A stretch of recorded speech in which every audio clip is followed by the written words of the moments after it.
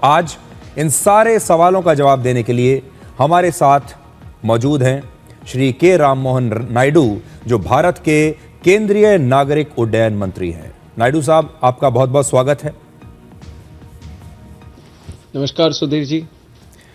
नायडू साहब, पूरा देश आज आपकी तरफ देख रहा है, पूरा देश आपको सुनना चाहता है और यह जानना चाहता है कि जो क्राइसिस हुआ है, इस क्राइसिस के बाद आप इंडिगो एयरलाइन के खिलाफ क्या कार्रवाई करने वाले हैं?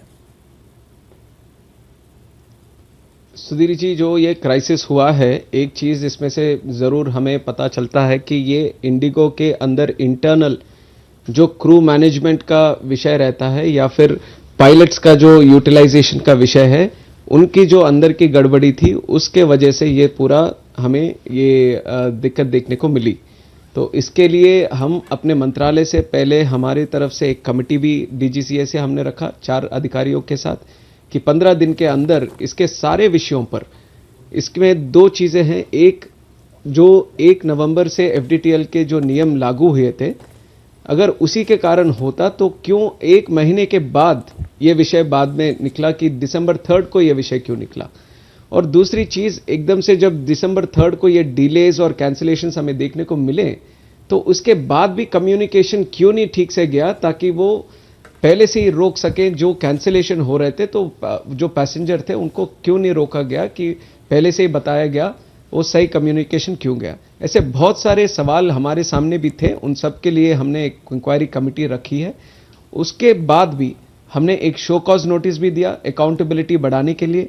जो सीईओ हैं इंडिगो के और जो अकाउंटेबल मैनेजर रहते हैं, डीजीसीए का जो संपर्क रहता है इंडिगो के साथ, उन दोनों को भी हमने शो कॉज नोटिस दिया।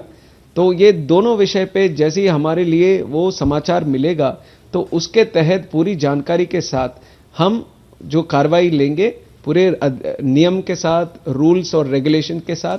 और इसमें हम एक और चीज़ भी जोड़ना चाहेंगे। जिस तरह के हालात हमारे पैसेंजर्स, यात्रियों को सहना पड़ा और जिस तरह की इनकन्वीनियंस उन सबको, जो असुविधा उन सबको झेलना पड़ा ये एयरपोर्ट्स पे, उसको भी ध्यान में रखते हुए हमारा एक्शन होगा। और दूसरा विषय, और ये एक एग्जाम्पल भी हम मंत्रालय से सेट करना चाहते हैं कि कभी इस तरह का, क्योंकि ये ऑपरेशंस का मामला है और इंडिगो का अंदर का मामला है, हम मंत्रालय से क्या करते हैं, नियम बनाते हैं, वो नियम का पालन करें, उस तरह का हम विजिलेंस रखते हैं, मॉनिटरिंग रखते हैं। तो इन सब का कंप्लायंस हमने पहले से इंडिगो से लिया था कि ये नियम 1 तारीख से जो आने वाला है, उसका कंप्लायंस हम इंडिगो से लिया। और इसी बात पे अगर बोला जाए तो 1 दिसंबर को, मतलब जब 3 दिसंबर को हमें ये हादसा देखने को मिला, तो 2 दिन पहले 1 दिसंबर को इंडिगो के साथ डीजीसीए ने स्पेशली एफडीटीएल के क्लैरिफिकेशंस के लिए एक मीटिंग भी रखा। जो क्लैरिफिकेशंस मांगे गए थे उसको क्लैरिफिकेशंस डीजीसीए ने दिया। तो उस समय भी ये विषय कभी उठाया नहीं गया था। तो क्या वजह थी कि उसके 2 दिन बाद अचानक ये ऐसे इस तरह का परिस्थिति होती है। तो ये ऐसे बहुत सारे सवाल जो हैं, तो इंक्वायरी कमेटी का रिपोर्ट आने के बाद जरूर इसके ऊपर एक स्ट्रिक्ट एक्शन लिया जाएगा, जो इस इंडिगो के लिए ही नहीं, बाकी आगे आने वाले समय में भी इस तरह के हालात पैदा ना हो और एयरलाइंस इस तरह की गलती ना करे, उस तरह का एक्शन हम लेना चाहेंगे। जी, आपने जो कुछ अभी बातें बताई, मैं भी अगर सुन रहा हूं उनको, तो ऐसा लगता है कि इंडिगो पर एक शक होता है। क्या आपको इंडिगो पर शक है? क्योंकि मुझे ये बातें सुनकर शक होता है, क्योंकि उन्होंने पूरी ट्रांसपेरेंसी नहीं बरती, उन्होंने तैयारी नहीं की और आपको भी इन्फॉर्म नहीं किया, डीजीसी को इन्फॉर्म नहीं किया, अपने यात्रियों को इन्फॉर्म नहीं किया कि हम तैयार नहीं हैं। अगर उनकी 2200 फ्लाइट्स हर रोज होती हैं तो वो इन्फॉर्म करके उसको घटा सकते थे, 1500 फ्लाइट्स कर देते, 1000 फ्लाइट्स कर देते, लेकिन बताकर करते। आपको क्या उन पर शक होता है, उनकी मंशा पर? तो इस विषय को जरूर इस तरह से मैं कहना चाहूंगा कि शक की वजह से ये प्रश्न तो जरूर हमारे सामने खड़े होते हैं, जबकि हमारा ये मंत्रालय उनके लिए खुला था, हमारे डीजीसीए हर एयरलाइन से संपर्क में था। क्योंकि आप एक दूसरे विषय पे भी ध्यान देना चाहिए, क्योंकि इस तरह का प्रॉब्लम जो एफडीटीएल है, जो सारे एयरलाइंस पे लागू है, तो सिर्फ इंडिगो के सर्टेन ऑपरेशंस पे ही क्यों देखने को मिला, वो भी 1 महीने के बाद क्यों देखने को मिला।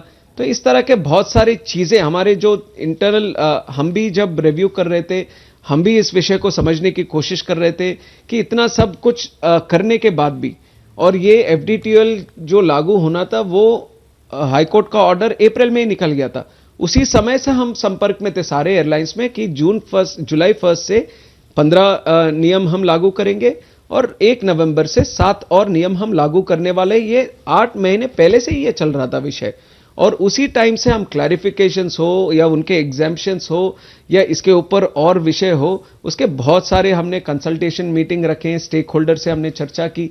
तो इतना करने के बाद भी, और दूसरा ये इंडिगो जो 20 साल से इतनी अच्छी तरह वो एयरपोर्ट ऑपरेशंस ये एयरक्राफ्ट ऑपरेशंस चला रहा था, तो अचानक से इतना बड़ा हादसा ये कैसे उनको पता नहीं चला, और किस तरह का प्लानिंग, जिस तरह से वो पहले करते थे उस तरह का प्लानिंग इसमें क्राइसिस मैनेजमेंट क्यों नहीं हो पाया। तो ये सारे सवाल जरूर हैं हमारे पास। तो इसीलिए हम ये जो इंक्वायरी कमेटी का रिपोर्ट है उसमें इन सब के जवाब ढूंढने की कोशिश करेंगे। जी नायडू साहब, क्या आप ये जो क्राइसिस है सिर्फ इसे एक प्राइवेट एयरलाइंस का संकट मानते हैं या फिर ये एक नेशनल एविएशन इमरजेंसी है?